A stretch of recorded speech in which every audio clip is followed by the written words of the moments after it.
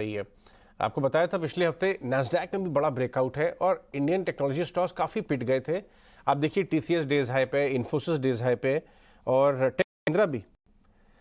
प्रशांत, क्या टेक महिंद्रा से याद आया, सीपी गुडनानी जी का आपने ट्वीट देखा था? सैम ऑल्टमैन के ट्वीट अच्छा के उस ऊपर पे रिप्लाई कर रहे थे। ओके अपेरेंटली ऑल्टमैन जी ने कुछ कमेंट्री दे दी है हाँ कि इंडियन कंपनी चैट जीपीटी जैसी कंपनी को शायद टक्कर नहीं दे पाएगी। ओके ऐसा कुछ बोला, hopeless, I am not sure, अच्छा मिस ओके कोट नहीं करना चाहता, बट श्योर इस तरह की कुछ कमेंट्री आई। ओके तो उन्होंने ट्वीट के ऊपर रिप्लाई किया गुरनानी जी ने, हाँ from one CEO to the other, challenge accepted. Oh my तो यानी गॉड टेक महिंद्रा शायद कुछ ओपन एआई का चैलेंज होगा हाँ ओके एग्जैक्टली। नाइस देखिए स्टॉक डेज हाई पे। प्रशांत, टेक्नोलॉजी में कहाँ ट्रेड है?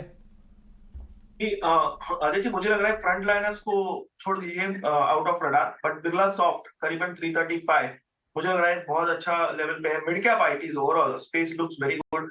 तो अगर मैं बिरला सॉफ्ट की बात करूं, यहाँ पे 325 के स्टॉप लॉस से आप चाहे पोजिशनली 320 से भी ले सकते हो स्पॉट में। और मुझे लग रहा है ये करीबन 355 से लेके 360 इस जोन तक बहुत कंफर्टेबली जा सकता है। तो ये जो डिप आई है, इसमें हम खरीदारी के शुरुआत कर सकते हैं।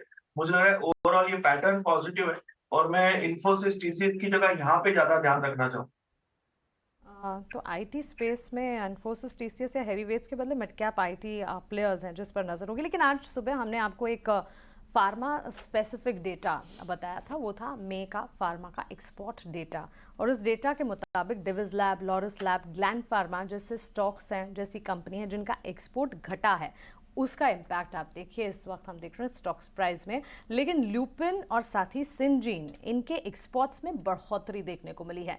कुछ फार्मा को किस तरह से प्ले कर रहे हैं, फार्मा स्पेस में कई सारी कंपनियां, मेजॉरिटी कंपनियां जिनके एक्सपोर्ट्स में तो बढ़ोतरी हुई है, और डोमेस्टिक फार्मा प्ले की लगातार हम बात कर भी रहे हैं। कौन से स्टॉक्स हैं आपके रेडार पर?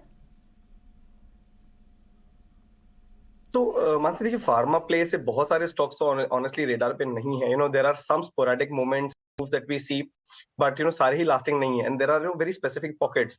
तो जो स्टॉक्स कुछ हमारे रेडार पे हैं, one of them is actually Sun Pharma. इस स्टॉक में हमने एक अच्छा खासा मूव देखा था। अभी थोड़ा सा रेजिस्टेंस लेके स्टॉक नीचे की तरफ स्लिप हो रहा है, बट मैं इसमें निचले स्तरों पे बाइंग अपॉर्चुनिटीज देखूंगा। तो मुझे अगर 965 के आसपास सन फार्मा मिलता है, तब मैं यहाँ पे एक बाइंग इनिशिएट कर सकता हूँ। यहाँ पे मेरा जो स्टॉप लॉस है ये 940 का रहेगा। Target will again remain at 990, और जिसने रिसेंट हाइस बनाए थे 1020 इसके आसपास। बट अदर देन दैट मैं फार्मा सेक्टर से थोड़ा दूर ही हूँ। There are a couple of other sectors which are buzzing, doing well. तो I have those on my radar, not pharma so much. Pharma पर टेक्निकल आउटलुक तो इस वक्त नहीं बनता हुआ दिख रहा है, लेकिन जोमेटो के चार्ट्स को एक बार चेक कर